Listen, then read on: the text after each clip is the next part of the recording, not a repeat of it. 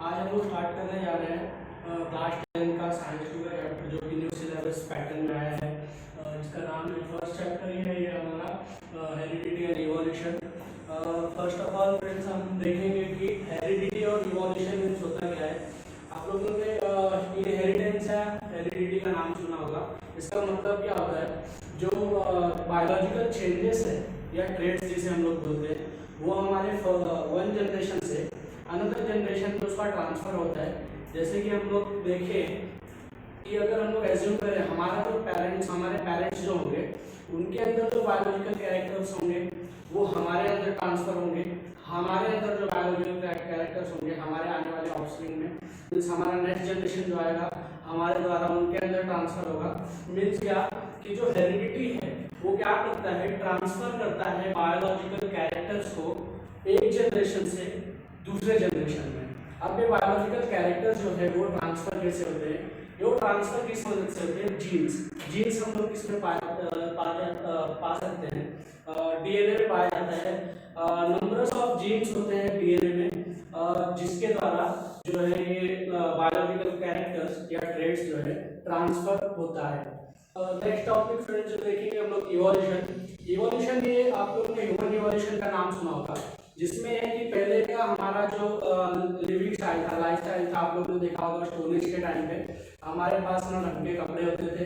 Nature से जो हम लोग अडॉप्ट करते थे वही पहले के लाइफ में हम लोग नॉर्मल देखा जाए तो ह्यूमंस भी नहीं थे, मंकीज थे, कुछ चिंपैंजीज टाइप थे। उस टाइम पे हम लोग इतने जो मॉडर्न अब टाइम पे इस टाइम पे जो हम लोग इतने मॉडर्न तरीके से उस टाइम पे नहीं हुआ करते थे। तो जो ग्रेजुअल चेंज हमारे अंदर आए हैं उस टाइम से लेके इस टाइम तक, मतलब अभी जो प्रेजेंट टाइम चालू है स्टोरेज से लेके अब प्रेजेंट टाइम तक जो ग्रेजुअल चेंज आया है, थोड़ा टाइम लगा है इस चेंज को आने में, उस चेंजेस को ही हम लोग इवोल्यूशन बोलते हैं। हेरिडिटी में हम लोग ये देखेंगे कि जो जीन्स है, हेरिडिटी में हम लोग ये देखेंगे कि जो जीन्स है जिस बायोलॉजिकल कैरेक्टर्स का ट्रांसफर हो रहा है वो किस तरह हो रहा है, डीएनए क्या होता है, आरएनए क्या होता है, टीआरएनए क्या होता है, एमआरएनए क्या होता है और आरआरएनए क्या होता है, और प्लस इसमें जो ट्रांसक्रिप्शन, ट्रांसलेशन और ट्रांसलोकेशन का जो प्रोसेस है वो भी हम लोग देखेंगे। तो हम लोग पहले ये चीजें देख लेते हैं कि इनका फुल फॉर्म क्या होता है, जैसे कि डीएनए हो गया, आरएनए हो गया, एमआरएनए हो गया, टीआरएनए हो गया या आरआरएनए हो गया। डीएनए का फुल फॉर्म आप लोग पहले से जानते होंगे, जिसका नाम जो बोल सकते हो आप लोग deoxyribo nucleic acid, rRNA ribo nucleic acid. अब एमआरएनए का क्या होता है, मैसेंजर राइबो न्यूक्लिक एसिड, और टीआरएनए का मतलब ट्रांसफर राइबो न्यूक्लिक एसिड, और आरआरएनए का मतलब राइबो न्यूक्लिक एसिड। अब इन चीजों का हम लोग के ट्रांसक्रिप्शन, ट्रांसलेशन और ट्रांसलोकेशन प्रोसेस में क्या क्या यूसेस होते हैं, और प्लस इन तीनों टॉपिक्स को क्या कैसे इनका प्रोसेस होता है, किन चीजों से क्या कन्वर्ट होता है, तो किन चीजों को क्या कहा जाता है, उनको देख लेंगे। तो फ्रेंड्स अभी हम लोग देखते हैं कि डीएनए, आरएनए और एमआरएनए, टीआरएनए, आरआरएनए का पोजीशंस। अगर हम लोग अज्यूम करें ये हमारा एक बॉडी का एक सेल है और उसके अंदर जो न्यूक्लियस है उसके अंदर प्रेजेंट है हमारा डीएनए, और जो उसका साइटोप्लाज्म है आउटर पार्ट उसमें हमारा प्रेजेंट है आरएनए। अब ये आरएनए के पास क्या होगा, हमारा टीआरएनए होगा और आरआरएनए होगा, और डीएनए के पास प्रेजेंट होगा। अब डीएनए क्या बनाएगा, डीएनए बनाएगा एमआरएनए, डीएनए बनाएगा एमआरएनए। अब है ना ये जो डीएनए है और एमआरएनए है, जब डीएनए एमआरएनए बनाएगा ना तो इसी प्रोसेस को हम लोग बोलेंगे ट्रांसक्रिप्शन। और अब ये एमआरएनए है ना, अब ये एमआरएनए न्यूक्लियस से बाहर आएगा, अब ये एमआरएनए न्यूक्लियस से बाहर आएगा और बनाएगा हमारा प्रोटीन, प्रोटीन का सिंथेसिस करेगा। इसी एमआरएनए से प्रोटीन बनना, इसी को हम लोग क्या बोलेंगे, ट्रांसलेशन बोलेंगे। प्रोटीन आप लोगों को पता होगा प्रोटीन हमारे बॉडी के लिए कितना जरूरी है। हमारे ज्यादा से ज्यादा सारे फंक्शंस देखेंगे, हम लोग हमारे प्रोटीन के हेल्प से होता है। जितने भी टाइप के हमारे बॉडी फंक्शंस है, अगर प्रोटीन का हमारे बॉडी में कमी हो तो उस फंक्शन का काम करना मुश्किल हो जाता है। इसलिए जो mRNA है प्रोटीन का सिंथेसिस कराता है। अब जो आरएनए है वो डीएनए की मदद से ही कमांड लेता है और फिर आरएनए अपना वर्क दिखाता है। मींस जो मेन है वो क्या है, डीएनए है। अब जितना भी प्रोसेस है एमआरएनए में और प्रोटीन बनने में, इसे हम लोग ट्रांसलेशन बोलेंगे। प्रोटीन जो है 20 अमीनो एसिड से बना होता है, जिसमें कुछ कोडॉन रहते हैं। हर ऐसे 3 कोडॉन्स होते हैं और एक एक कोडॉन को हम लोग क्या बोलते हैं, ट्रिपलेट कोडॉन बोलते हैं।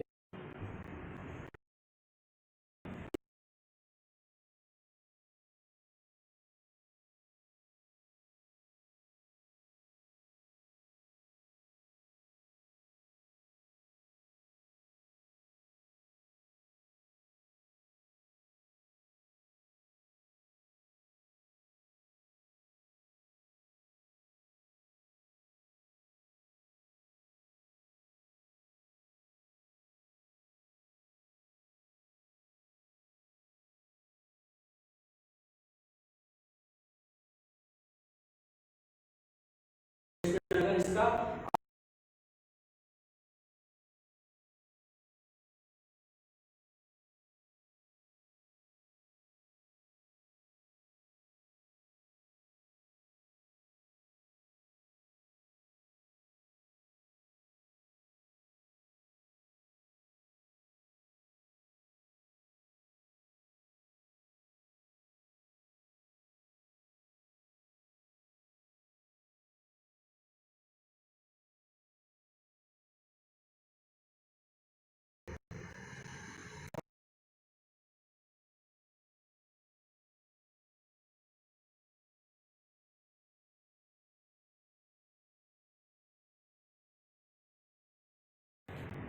डीएनए से एमआरएनए बनने वाले प्रोसेस को हम लोग क्या बोलते हैं, ट्रांसक्रिप्शन बोलते हैं। और इसे हम लोग डिस्कस करेंगे। जैसे कि आप डीएनए देखो, अगर डीएनए का आप लोग स्ट्रक्चर देखोगे तो कुछ स्पाइरली कॉइल टाइप स्ट्रक्चर रहता है डबल स्ट्रैंडेड के साथ। उसमें अगर आप लोग ये ट्विस्टेड टाइप देख रहे हो, ये ट्विस्टेड टाइप अगर आप लोग ओपन करोगे, अगर इसको अनट्विस्ट करोगे आप लोग, तो उसमें कुछ ऐसे कोड्स रहते हैं जो हम लोग डीएनए में देखेंगे। नाइट्रोजन बेसेस जो है, नाइट्रोजन बेसेस जो है, जैसे वो एडेनाइन गुआनाइन हो गया, थाइमाइन, गुआनाइन, यूरेसिल और साइटोसिन, ये सब क्या है ऐसे कोड्स में अरेंज रहते हैं। जैसे ये adenine, cytosine, guanine, adenine, thymine. अब इनके साथ क्या होगा, जो एडेनाइन है फर्स्ट स्ट्रैंड, पहले स्ट्रैंड में इस तरह से अरेंज होगा, तो उसके बाद जो दूसरा स्ट्रैंड है उसके साथ एडेनाइन के साथ थाइमिन होगा अरेंज, साइटोसिन के साथ गुआनाइन होगा, फिर गुआनाइन के साथ साइटोसिन होगा, एडेनाइन के साथ फिर थाइमिन होगा, थाइमिन के साथ फिर एडेनाइन होगा और फिर थाइमिन के साथ एडेनाइन होगा। अब जैसे कि डीएनए जो है एमआरएनए बनने में डीएनए का, जैसे कि डीएनए का एमआरएनए में बनने का प्रोसेस को हम लोग क्या बोलते हैं, ट्रांसक्रिप्शन बोलते हैं। अभी हम लोग डीएनए की बात करेंगे तो डीएनए में जो इसका स्ट्रक्चर देखेंगे हम लोग डीएनए का, एक तो ट्विस्टेड कॉइल टाइप स्ट्रक्चर रहता है इसका डबल हेलिक्स के साथ। इसमें क्या रहते हैं, नाइट्रोजन बेसेस जो होते हैं, जो नाइट्रोजन बेसेस होते हैं, एडेनाइन, थाइमाइन, गुआनाइन, यूरेसिल की बात करें हम लोग, साइटोसिन, इन सब की बात करें तो जो एडेनाइन है वो किसके साथ हमेशा पेयर होता है, थाइमाइन के साथ पेयर होगा। और जो गुआनाइन है वो किसके साथ होगा, साइटोसिन के साथ। ये हमेशा इनके साथ पेयर होगा। अगर हम लोग इस स्ट्रक्चर को, जो ट्विस्टेड स्ट्रक्चर है, इसको अगर हम लोग अनट्विस्ट करेंगे, यहाँ से हम लोग इसको अनट्विस्ट करेंगे, तो पहला हेलिक्स होगा, पहला स्ट्रैंड होगा, वो क्या होगा, उसमें अगर हम लोग इस नाइट्रोजन बेसेस को अरेंज करें तो पहले अगर ए है तो उसका जो बॉन्ड बनेगा किसके साथ बनेगा, टी के साथ बनेगा। सी है पहले स्ट्रैंड में तो उसका स्ट्रैंड बॉन्ड जो बनेगा वो किसके साथ बनेगा, जी के साथ बनेगा। ऐसे ही जी के सी के साथ बनेगा, ए का वापस टी के साथ बनेगा, टी का फिर ए के साथ, टी का फिर ए के साथ। अब हम लोग बात करेंगे अगर इनमें क्या रहता है, इनमें देखा जाए तो इनमें क्या होता है, दोनों में हाइड्रोजन बॉन्ड्स रहते हैं ऐसे, जिनके साथ क्या होता है, पर्टिकुलर चीज के साथ वो ही चीज इनसे पेयर होता है।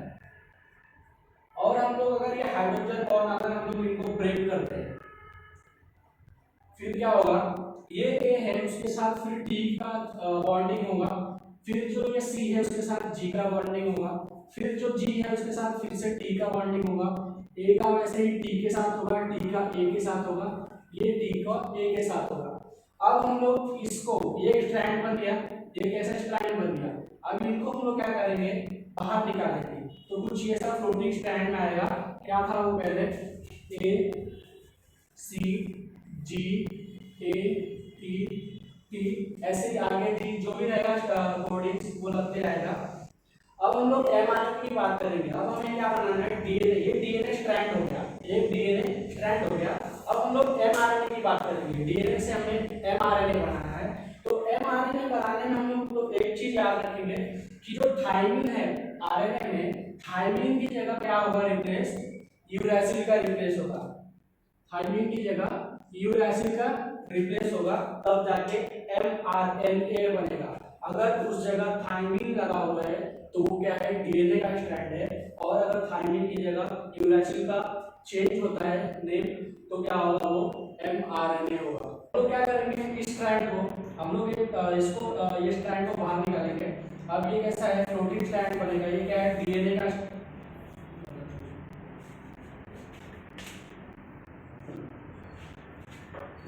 अब हम लोग क्या करेंगे, इस स्ट्रैंड को, ये जो स्ट्रैंड बन गया है इसे हम लोग बाहर निकालेंगे, फ्लोटिंग स्ट्रैंड को। अब ये क्या है, डीएनए का स्ट्रैंड है। अब हमें इससे डीएनए से हमें एमआरएनए बनाना है। तो एमआरएनए जो है, अब जो डीएनए में था वो ए के साथ क्या था, टी का बेरिंग था, सी के साथ क्या था, जी का था, जी का सी से, ए का टी से, टी का ए से और टी का वापस ए से। लेकिन एमआरएनए में क्या होगा, जो टी है वो क्या होगा, रिप्लेस होके यहाँ यू लगेगा, यू ऐसे उसे रिप्लेस करेगा। वैसे यहाँ भी क्या होगा, टी की जगह यू आएगा, यहाँ पर भी क्या होगा, टी की जगह यू आएगा। तो ये क्या हो गया आपका, ये फिर से ये जो स्ट्रैंड है आपका ये बन जाएगा क्या, एमआरएनए का स्ट्रैंड। इसी प्रोसेस को हम लोग क्या बोलेंगे, ट्रांसक्रिप्शन। मींस क्या, डीएनए क्या बना रहा है हमारा, मैसेंजर आरएनए बना रहा है, ये प्रोसेस हम लोग क्या बोलेंगे, ट्रांसक्रिप्शन बोलेंगे। अब हमें क्या, डीएनए से हमें क्या मिला है, एमआरएनए मिल चुका है। अब क्या होगा, ये जो एमआरएनए है डीएनए के, अब ये जो एमआरएनए है क्या होगा, सेल से, न्यूक्लियस से, सेल के न्यूक्लियस से क्या होगा, साइटोप्लाज्म में आएगा। जब भी साइटोप्लाज्म में आएगा तो क्या होगा, एमआरएनए के पास कोडेड मैसेज रहेगा। किसके लिए रहेगा, अमीनो एसिड्स के लिए रहेगा। जो प्रोटीन है वो 20 टाइप्स के अमीनो एसिड से बना हुआ है। तो जो ये एमआरएनए है इसके पास क्या होगा, कोडेड मैसेज रहेगा। वो क्या होगा, अमीनो एसिड्स के लिए रहेगा। उसमें क्या रहेंगे, जो कोडेड मैसेज है उसी को हम लोग कोडॉन्स बोलेंगे। जो ये लेटर्स दिख रहे हैं ना, इसी को हम लोग क्या बोलेंगे, कोडॉन्स बोलेंगे। जो ये न्यूक्लियोटाइड है ये पूरी को हम लोग क्या बोलते हैं, न्यूक्लियोटाइड बोलते हैं। और जो ये कोडेड मैसेज आया है इसे हम लोग क्या बोलेंगे, कोडॉन्स बोलेंगे। ये क्या होगा, कोडॉन 1 होगा, ये क्या होगा, कोडॉन 2 होगा, ये क्या होगा, कोडॉन 3 होगा। ऐसे ही 3 कोडॉन मिलकर हम लोग क्या बोलेंगे, इसको ट्रिपलेट कोडॉन बोलते हैं। इसे हम लोग 3 कोडॉन एक साथ मिलेगा तो क्या बोलेंगे, ट्रिपलेट कोडॉन बोलेंगे। एमआरएनए के पास क्या है, थाउजेंड्स ऑफ ट्रिपलेट कोडॉन्स है। अभी हम लोग क्या देखेंगे कि एमआरएनए क्या करता है, प्रोटीन का सिंथेसिस कराता है, जिसको हम लोग ट्रांसलेशन बोलते हैं। अभी जो एमआरएनए के पास थाउजेंड्स ऑफ ट्रिपलेट कोडॉन्स है, अभी हम लोग अज्यूम करें ये आरएनए का स्ट्रैंड है, इसके पास जो कोडेड मैसेज है जिसको हम लोग कोडॉन्स बोलेंगे। अब इससे हम लोग क्या करना है, प्रोटीन बनाने के लिए इसको क्या करना है, एंटी कोडॉन लगा के डिकोड करना है। तो एंटी कोडॉन किसके पास होता है, टीआरएनए, और आरएनए के पास होता है। तो ये जो टीआरएनए है और आरएनए है वो क्या होगा, ये एमआरएनए के सरफेस पे बाइंड होगा। बाइंड होने के बाद क्या होगा, इस जो स्ट्रैंड है ये आगे आगे ऐसे फ्लो होते जाएगा। और इनके पास एंटी कोडॉन होने की वजह से क्या होता है, ये जो इनके अंदर ये कोडेड मैसेज है ना उसको रीड करते हुए जाएंगे। अब जो रीड होता है, जो उनके साथ बाइंड होने के लिए पॉसिबल है, जिसकी पॉसिबिलिटी है उनके साथ बाइंड होने का, या जो उनके साथ बाइंड हो सकता है, जिसका मैसेज वो लोग रीड करके अपने खुद के अमीनो एसिड के साथ बाइंड कर सकते हैं, उनको ही बाइंड करते हैं, उनको डिकोड करते हैं। बाकी के जो न्यूक्लियोटाइड्स होते हैं वो ऐसे ही आगे निकलते जाते हैं, और इसी प्रोसेस को हम लोग क्या बोलते हैं, ट्रांसलेशन बोलते हैं। मीन्स क्या, ये कोडेड जो मैसेज है उसको डिकोड करना और उस मैसेज को ट्रांसलेट करना, जिसको हम लोग क्या ट्रांसलेशन बोलते हैं, जो mRNA प्रोटीन के सिंथेसिस के टाइम पे करेगा।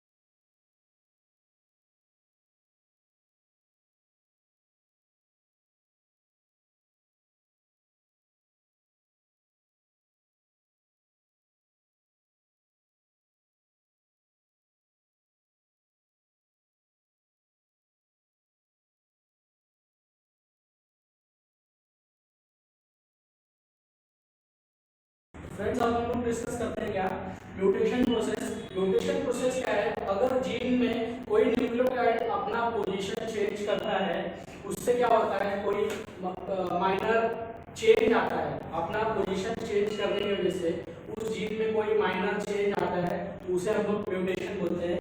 उससे क्या होता है, बहुत सारे ऐसे जेनेटिक डिसऑर्डर्स हो सकती है, जैसे कि सिकल सेल एनीमिया।